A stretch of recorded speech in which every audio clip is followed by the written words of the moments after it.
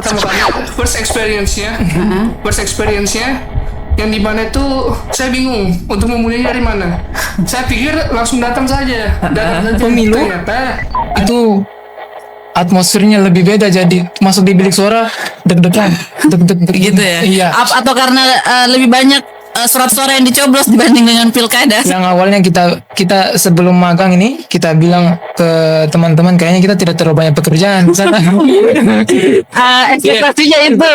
Iya. kita kalau setiap ketemu itu, apalagi kita sama-sama mahasiswa magang, Iya. kalau Iya. ketemu kita adu. Lanjut. bahkan di sering karena saking sibuknya disebut cie-cie abdi negara. Oh, saking sibuknya. Jadi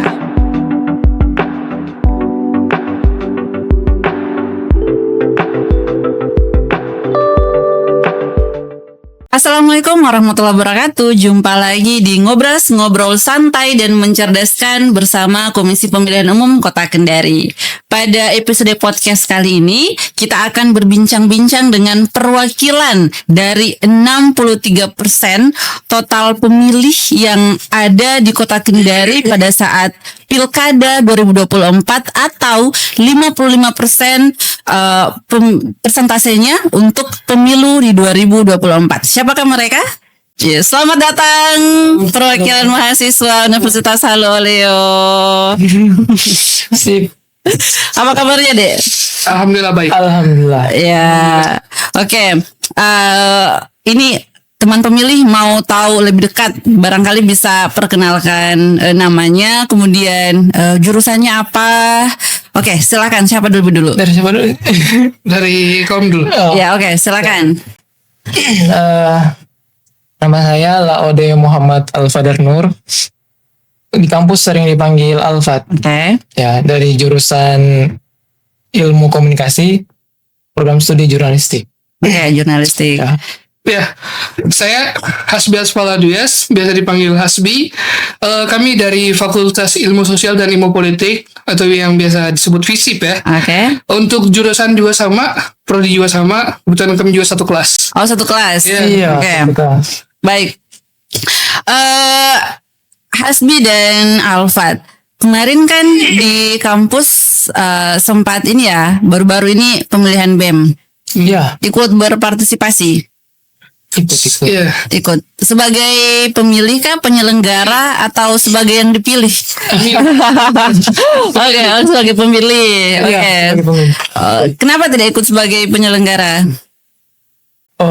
Sebagai penyelenggara itu Gawayan ini ya? ditunjuk orangnya kayaknya. Oh, oke. Karena ada namanya juga, kalau di kampus namanya kan pemira. Mm-mm. Ada juga seperti Bawaslu-nya. Oh, oke, Ya, ada pengawas. Pengawasnya ada juga seperti KPU juga. Oh, iya. Ditunjuk. Oh, ditunjuk itu. Iya. Oh, bukan mahasiswa yang berinisiatif mendaftarkan diri, tidak? Bukan. Oh, oke, baik. Kemarin kan pemilu dan pemilihan ya, atau pilkada di 2024. Itu apa? Momentum pemilu pilkada yang pertama kali atau sebelumnya pernah? Pertama kali dari Hasbi dulu. Pertama kali. Oke. pertama kali karena yang tahun kemarin itu pemilu pilkada ya. Ya. Iya, Pemilu dan pilkada ya di tahun yang sama. Karena waktu pertama kali menginjak umur yang sudah legal untuk memilih, jujur agak bingung juga untuk memulainya. Karena selama ini kan kita belajar di sekolah itu pun tidak terlalu sering belajar di sekolah, tapi tidak terlalu sering.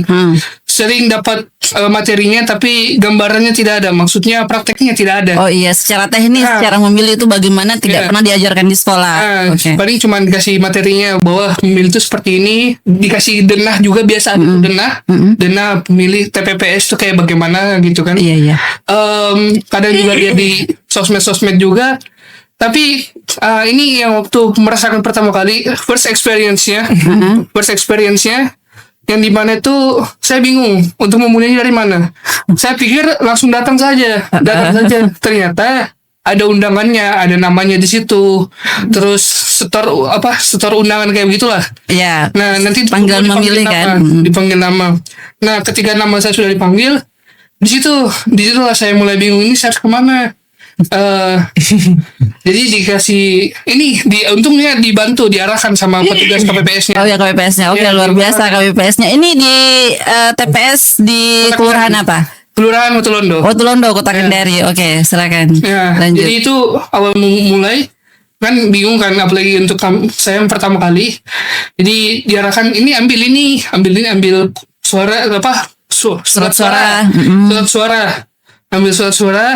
Nah, terus nanti diarahkan untuk mencoblos. Coblosnya jangan terlalu ini ya. Kalau mau pilih yang mana nanti tusuk saja begitu coblos. Ya. Nah, setelah coblos, itulah yang paling bingungnya lagi karena harus lipat ulang kan. Iya. Lipat ulang kan. Apalagi yang ini ya, surat suara DPRD. DPRD, DPD kan foto kan. Kalau DPRD provinsi dan kabupaten kota itu lumayan besar karena dia partai ya nama. Itu pertama kali buka itu hampir menutupi Kayak koran. hampir menutupi satu ini. Besar sekali. Hampir menutupi satu ini.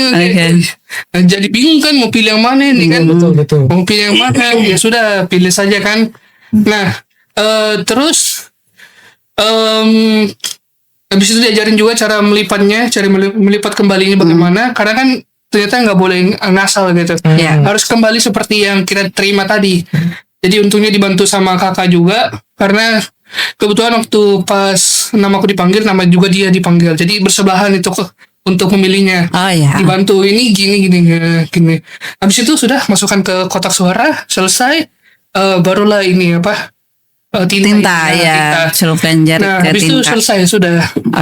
Oke, jadi itu pengalaman pertama di tahun Pengalaman 2024. Iya. Oke, kalau Alfat bagaimana? Kalau saya sendiri itu untuk pilkada itu sudah 2 kali sebenarnya dengan 2024 kemarin. Oh, yang pertama ini tahun berapa? 2019 kalau tidak salah. Oh ya, oke. Iya kan? Iya kan? 2019 itu pemilu pemilihan umum. Kalau pilkada 2020. 2020. Jadi waktu itu umur saya tepat 17 tahun waktu itu. Oke. Jadi sudah bisa memilih. Nah, jadi untuk pilkada 2 kali dengan 2024 dan pemilu pertama juga. Pertama. Iya. Bagaimana experience-nya ketika menjadi pemilih untuk pertama kali memilih di momen pemilu? Itu deg-degan. Awal masuk bilik suara, padahal ini sudah saya lakukan sudah 2 kali begitu, tapi entah kenapa pas pemilu itu atmosfernya lebih beda, jadi masuk di bilik suara deg-degan. Gitu ya? Iya. Atau karena lebih banyak surat suara yang dicoblos dibanding dengan pilkada? Sepertinya. Okay. Kemudian kan karena kalau pemilu kan dia skala nasional. Iya. Ada pilpres, ada DPD, DPR.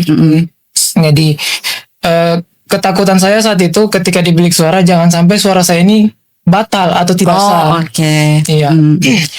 Kalau untuk pemilihan pilkada kan, untuk pilkada itu kan cuma 1 surat suara saja. Dua dengan pilgub dan pilbub biasanya. Pilbub, iya betul. Sementara kalau untuk pemilu ini lebih banyak yang harus kita coblos. Iya. Jadi takutnya saya salah pilih atau bukan salah pilih, salah atau batal. Suara saya batal. Ya, betul-betul ini ya, mau ingin menyalurkan hak pilih dengan baik. Ya. Luar biasa. Kalau di TPS-nya sendiri ada PSU enggak, pemilihan suara ulang? Oh, tidak ada. Tidak ada di saya juga tidak ada. Oh, memilih di mana kemarin? Saya di Kabupaten Mona, tepatnya itu di TPS 1 Kelurahan Raha 3. Oh, oke. Kota Raha. Kota Raha. Oke. Enggak ada PSU di situ. Tidak ada. Nah, terkait kalian kan dari segi persentase itu secara nasional waktu pemilu kemarin 55% lah pemilih muda ini, termasuk kalian kan.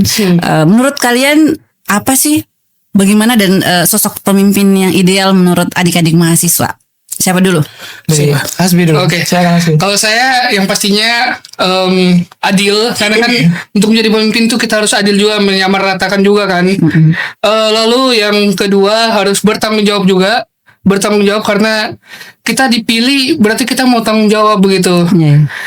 Lalu selanjutnya amanah. Nah, kita harus menjalankan amanah dan kinerja bagaimana seorang pemimpin itu bekerja. Mungkin itu saja dari saya. Oke, kalau Alfat? Ya, dari saya untuk pemimpin yang ideal ya. Sederhananya pemimpin yang ideal itu tadi sudah mencakup sebenarnya beberapa poin dari Hasbi. Tapi kita perlu garis bawahi pemimpin yang ideal itu menurut saya atau menurut semua orang itu adalah pemimpin yang mempunyai kesadaran bahwa dia itu harus melayani, bukan harus dilayani, tapi dia harus melayani. Nah, untuk menjadi pemimpin yang ideal itu sebenarnya ada 7 poin kriterianya. Kalau tadi sudah disebutkan 2 dari 7 itu. Nah, yang paling penting sebenarnya ada namanya mengayomi. Nah, mengayomi itu yang memperhatikan warganya atau anggotanya atau bawahannya sebelum memperhatikan dirinya sendiri, dia mengayomi. Nah, kemudian yang kedua ada namanya bertanggung jawab. Tadi sudah disebut dan adil. Setelah itu ini yang paling penting sebenarnya dari pemimpin yang ideal.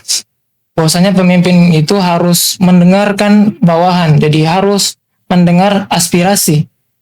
Jadi ketika ada pemimpin yang tidak mendengar aspirasi itu menurut saya tidak termasuk kategori pemimpin yang ideal. Nah, itu yang paling penting. Nah, pertanyaannya sekarang apakah di Indonesia sudah ada pemimpin yang ideal? Nah, itu pertanyaannya. Maka kalau dari saya sampai saat ini saya katakan belum ada. Indikatornya apa? Pertama, bagaimana mungkin ketika ada pemimpin di Indonesia ya, dari menyuarakan keadilan dan sebagainya, tapi di sisi lain kita melihat realita di masyarakat.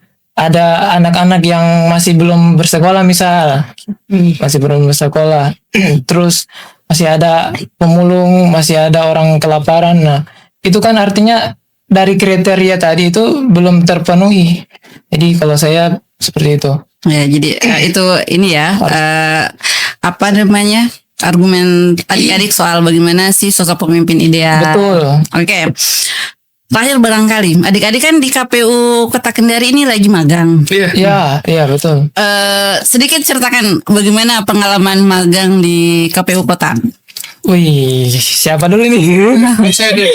Oke, silakan. Oke, untuk pengalaman pertama karena kan yang jujur saja untuk awal pertama kali datang itu yang kami pikir tuh KPU itu hanya beraktivitas ketika ada pemilu saja, pemilihan. Tapi ternyata saya salah.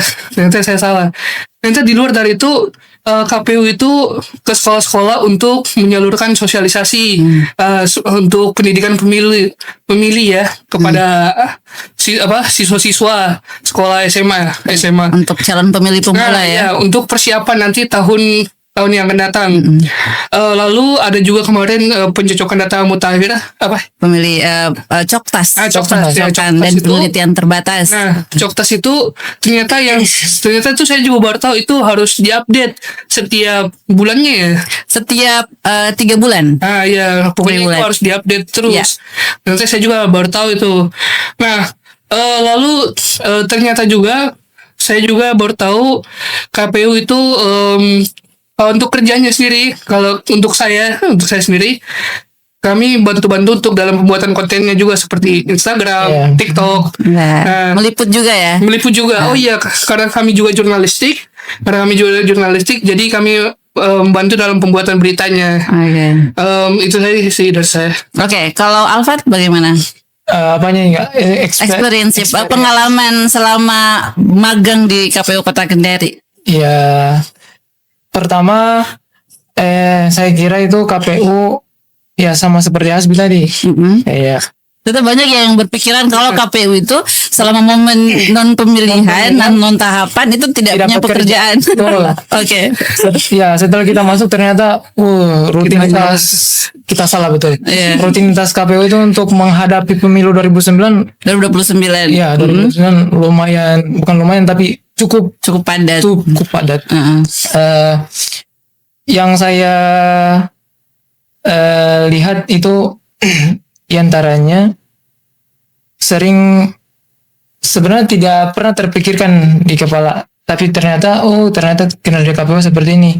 Pertama kayak adanya rapat pleno, Iya. ya bersama parpol, Oh, oke. ya bersama akademis, bersama itu disebut rapat.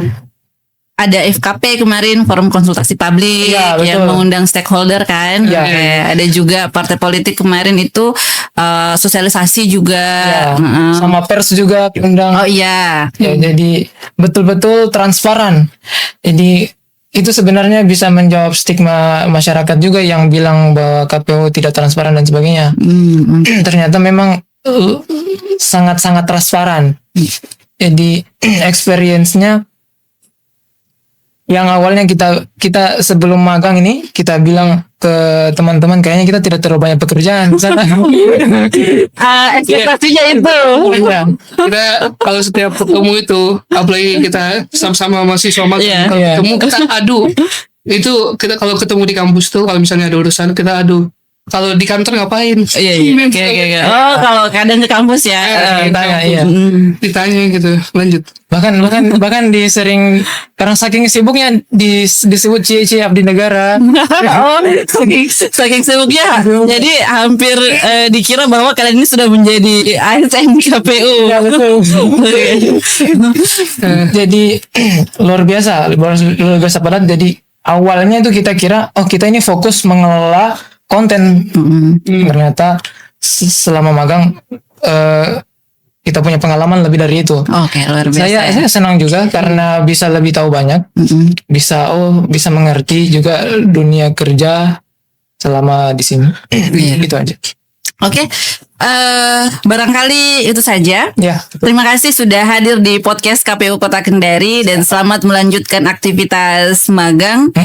Dan untuk teman pemilih agar tidak sama dengan mereka yang awalnya datang di KPU Kota mengira bahwa KPU itu tidak punya pekerjaan, jangan lupa untuk follow Instagram KPU Kota Kendari untuk tahu lebih banyak aktivitas yang ada di KPU Kota Kendari, juga Facebook KPU Kota Kendari, juga X dan TikTok.